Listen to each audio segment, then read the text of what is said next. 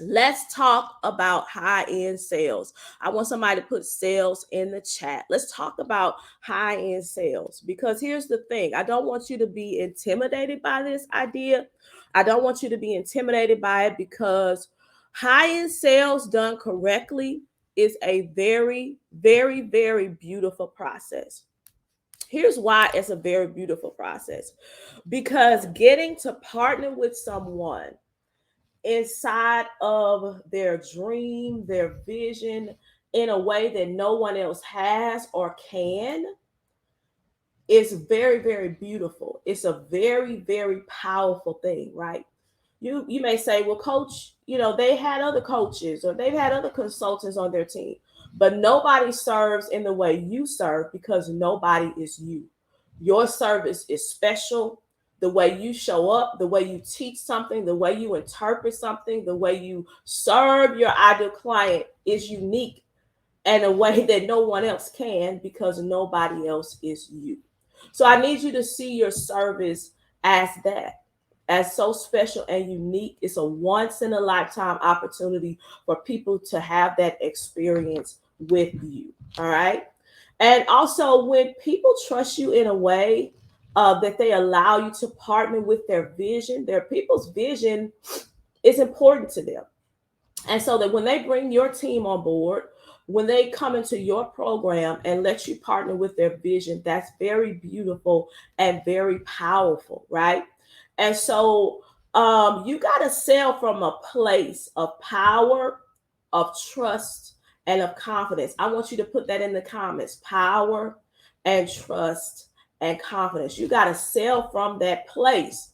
Inside of all your conversations, you're coming in power, in trust, with authority, and with confidence. Therefore, you don't ever have to rush a sale. You don't have to push somebody into something, right? They're just going to want to work with you. They're going to want to buy your offers just because you show up in your full authority, in your full content, confidence, and trust. All right.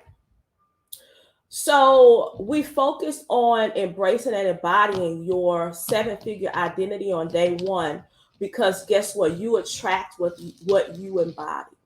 So you want to make sure that you continue to do that embodiment work. And really, it doesn't have to take a long time, right? You just have to decide. I want you to decide today that I'm showing up in power and confidence and authority, right? If you haven't done it all year, doesn't matter. Today, you decided that you're showing up inside of every sales conversation, every reach out, every communication with a potential client in your authority and your God-given power, okay? So that's what you want to do, because that's going to attract your highest level clientele. You don't have to be somebody else. You don't have to do what somebody else does. You don't have to dress or talk like anybody else. Simply being yourself and being an authority is going to cause those high-end clients to be attracted to you, right? If you desire to attract a specific type of client, you must embody it. You be that type of client. You be that client who's a breath of fresh air to work with if you want to attract breath of fresh air clients. You be that client who listens, who gleans and leans and does is integral with their work if you want to attract that type of client, okay? All it takes for you to do is decide, because you have to become a spiritual and energetic match for the level of clientele you desire to work with. And like we said, it doesn't have to take a long time for that to happen. You can decide today, hey, I want to work with higher level clients. I am attuning myself to my power, to my authority. I'm attuning myself to my most confident self inside of this thing. All right. All right. And this allows you to track those clients that you want to work with. Now, what will happen as well is that as you embrace and embody more, as you embrace and embody a lucrative CEO, you are going to then repel those people who do not want to be served at the highest level. So you've got to be okay with that too, right? And when you're in confidence, you really don't really see any negativity in that. Like, I want you flowing and growing and breathing and living inside of the confidence and the authority that God has given you inside of your service based business, inside of your offers, right? Once you do that, yes, you're going to repel the people who, you're going to repel the complainers. You're going to repel them. They're going to be like, oh man, he or she's walking in another dimension. I don't know that I want to work with them, right? You're going to repel those people, but that's okay. You want to attract the people who are ready to do the work, who are ready to be served at the highest level, who are ready to pay premium prices for your offers. Okay. So to generate sales, you have to generate leads on a consistent basis. Somebody put leads in the chat. You have to be creating leads on a consistent basis. You've got to have leads in your pipeline. And I share more of this in the workbook. Make sure you get the workbook so that you can really, really process that and really, really map that out for yourself. But to make sales, you have to generate leads on a consistent basis. So I share how to use the organic lead generation strategies inside the challenge workbook. Okay, so our top lead generation strategies are this medium, which is live video. This is where people get to see you and connect with you on a more authentic and organic level, right? You want to be open, and you have to be open to doing some live video if you want to close high-end sales and close clients on repeat. Okay, live video gives you an opportunity to establish your authority by educating your audience, sharing with them, giving them tips, using those $1 million messaging strategies that we gave you yesterday inside of your live video. That's where you talk about those things.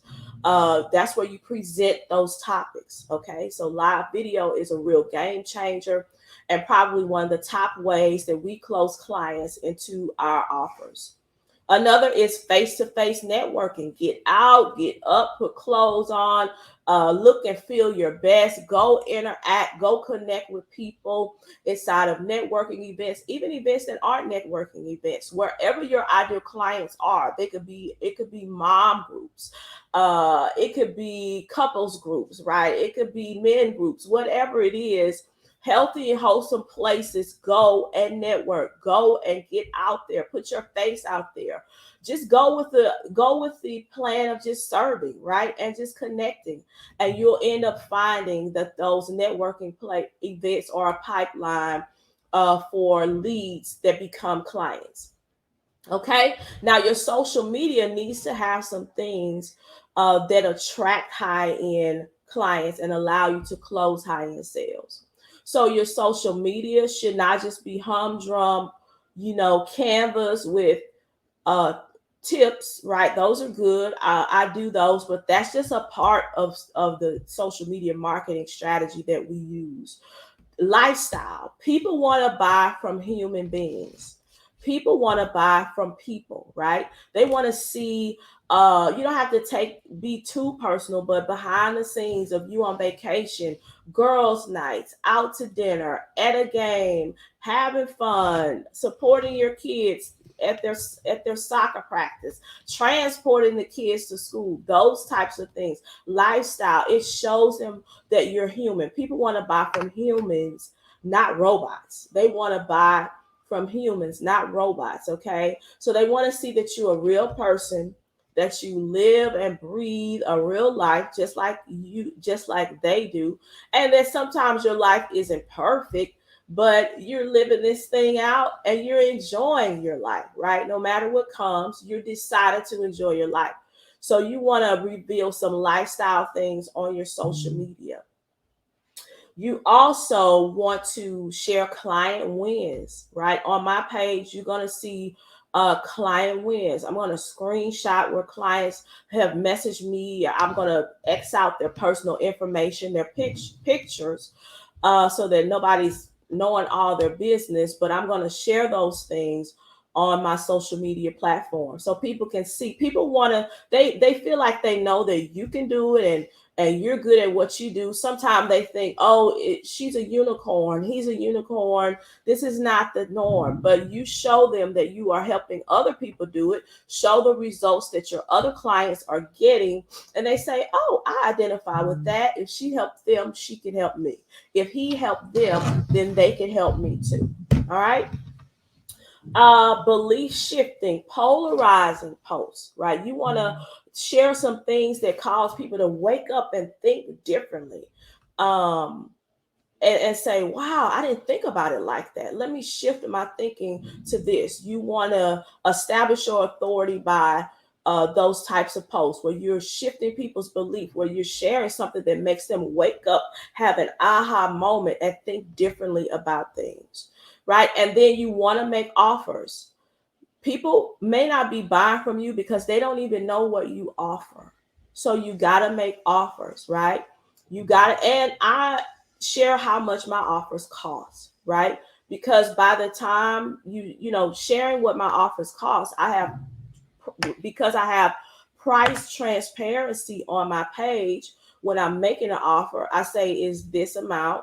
By the time people come to me, they're ready to buy because they already know. They knew that from jump because I put that price inside of my offer. So there's no guessing. There's no dog and pony show, on my sales calls, or, there's not a whole lot of questions about price because I put it out there.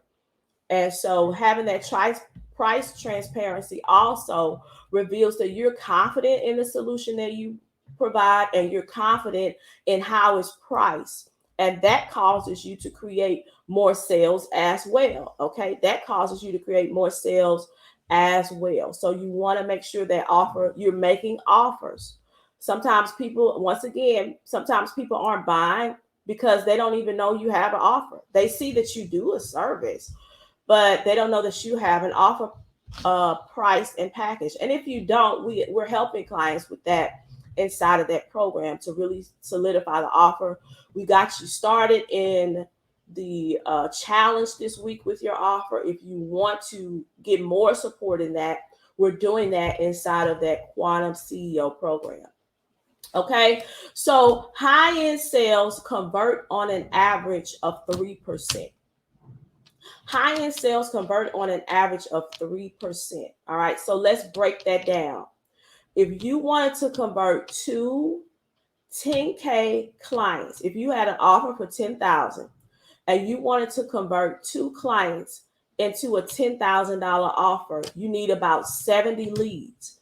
You need to be interacting with at least 70 people in a month's time, and really more if you can, right? Much, much more if you can, but minimum 70 people. Now, these leads need to be, leads who are aligned with that offer, who are good for that offer.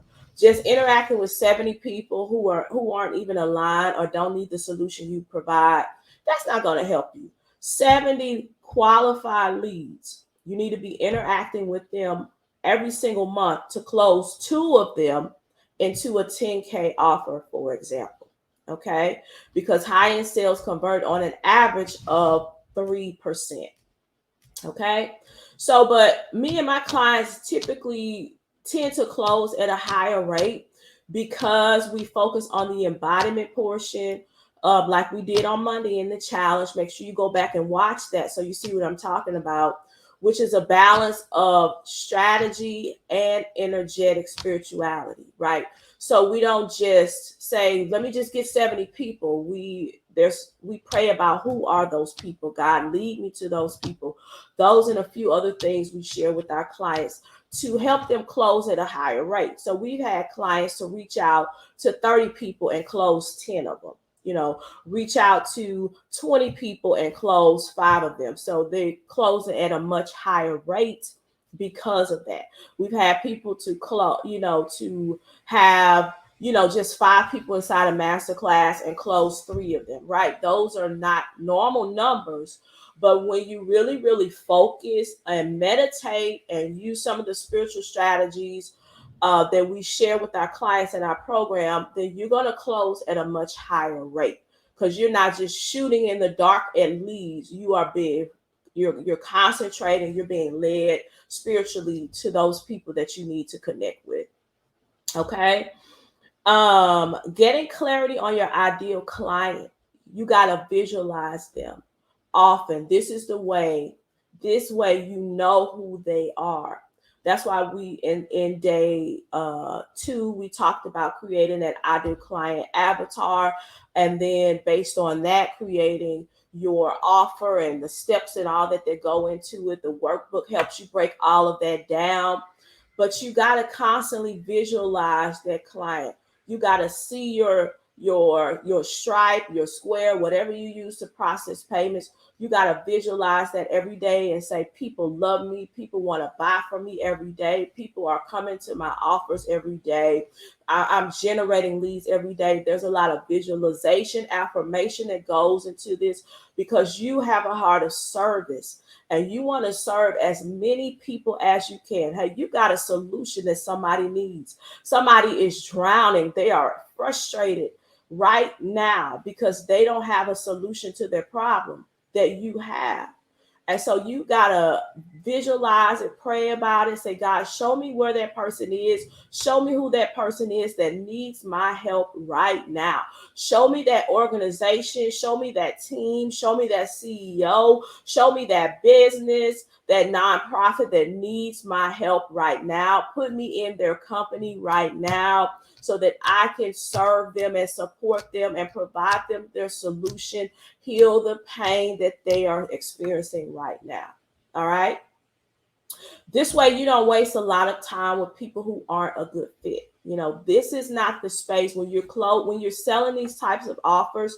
This is not the space where you say, I'm going to become all things to all men. No, you hone down on, you niche down, you focus on your ideal client so that you're not wasting time just shooting in the dark. You focus on that ideal client, visualize that person actually getting results. See them getting results. See their face, see their name, see their avatar in your heart, in your spirit. Focus on that person. Zone in on them so that you can go identify them and help them. Okay.